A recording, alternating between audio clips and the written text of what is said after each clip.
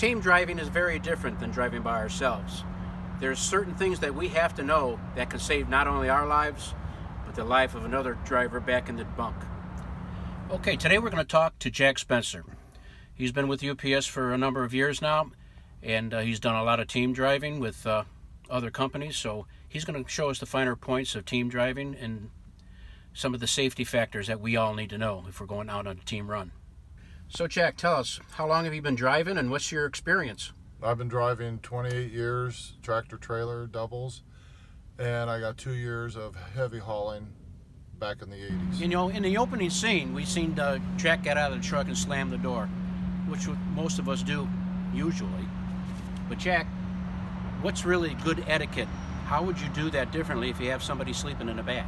When you exit a truck and you go to shut the door, all you have to do is put your hand on it and it clicks and it's locked. What else is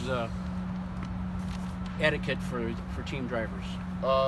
Keep the radio down low to where you just can hear it.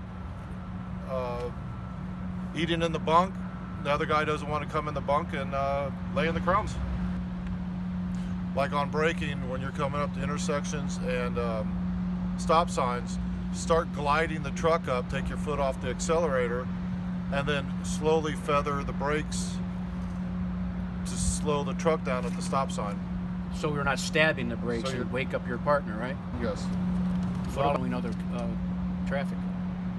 Keep the proper following distance that UPS set forth, so that if some traffic comes to a stop, you can stop in an appropriate time. Okay, Jack, during peak season especially, we have extra runs. Sometimes a driver find himself going out west.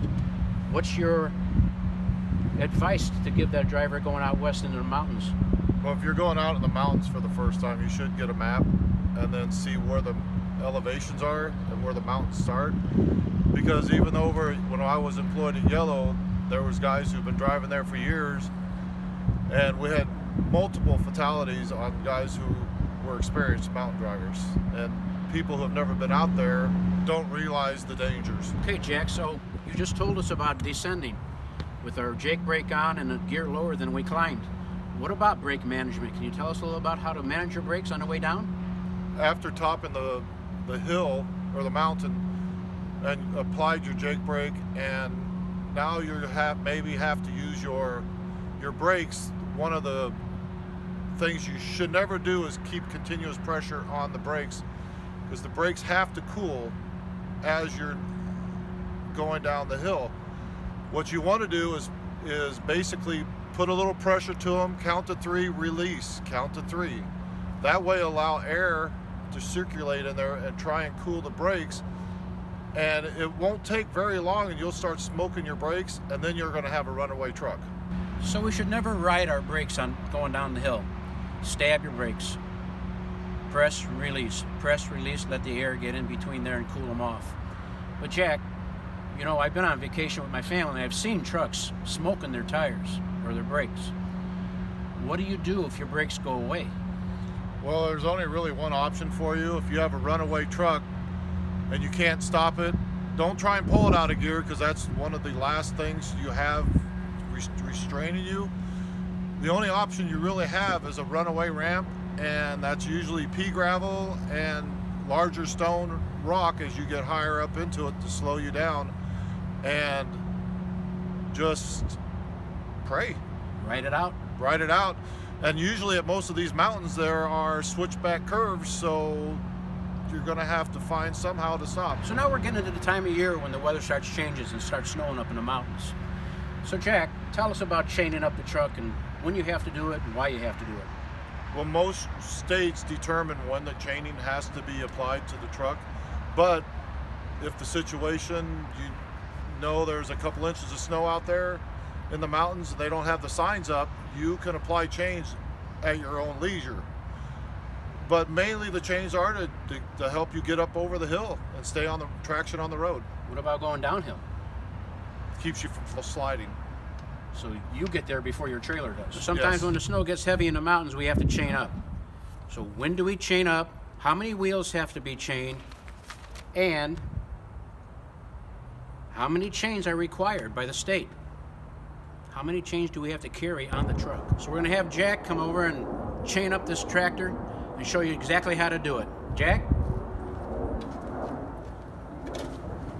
First thing you need is a good pair of waterproof gloves, because your hands and your gloves will get soaked.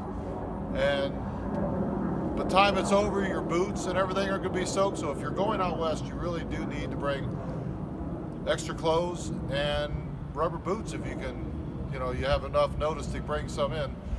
The first thing you got to do is take off the mud flap and put it up in the holder.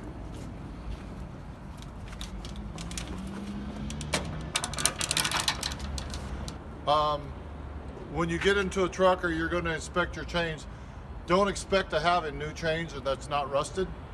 You have to lay them out prior and inspect each cross links.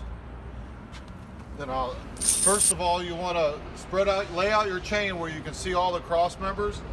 Most states require a minimum of 8 cross links to cross your chains. Next thing you want to look at right here is your locking handle, that it has a locking link.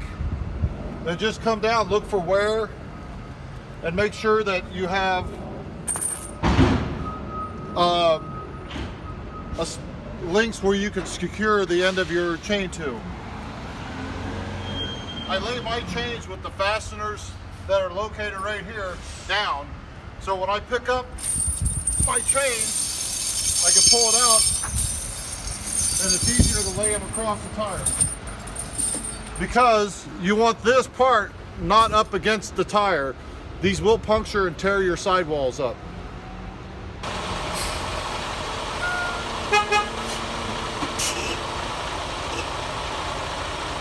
And you only need to move the chain a little bit underneath the tire to fasten it.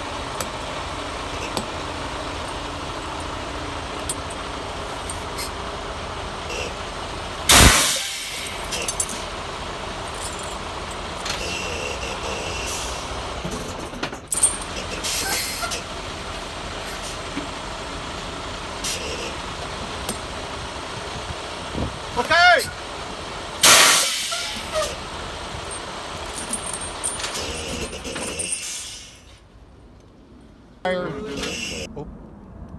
Now that you have your chain around your tire, you come to the inner side of the tire, get the last link on the chain, put it through the hook, and then you come out here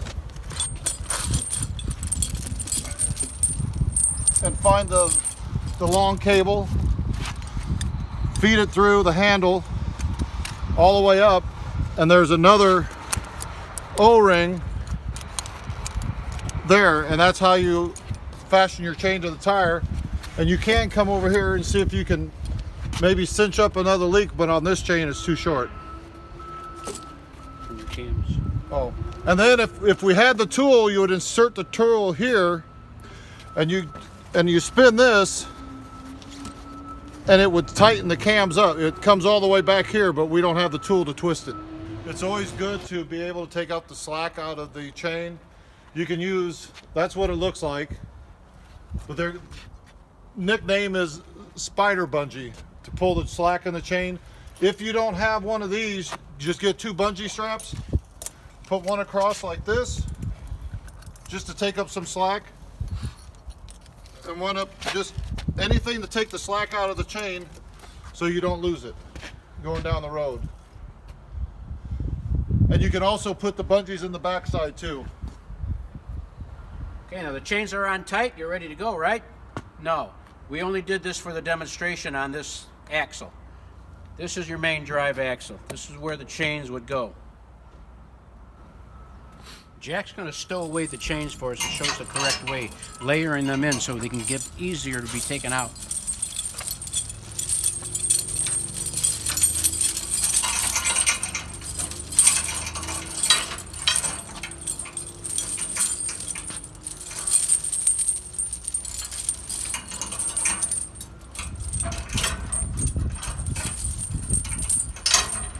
Okay, the chains are stowed.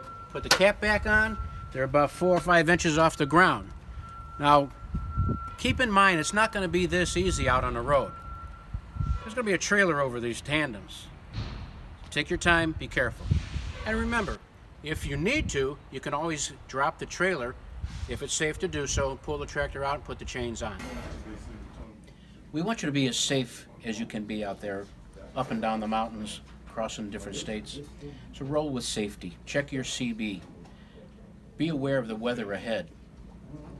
And check the state's DOT requirements concerning your chain laws. Be safe. Come home safe to your families. Thank you.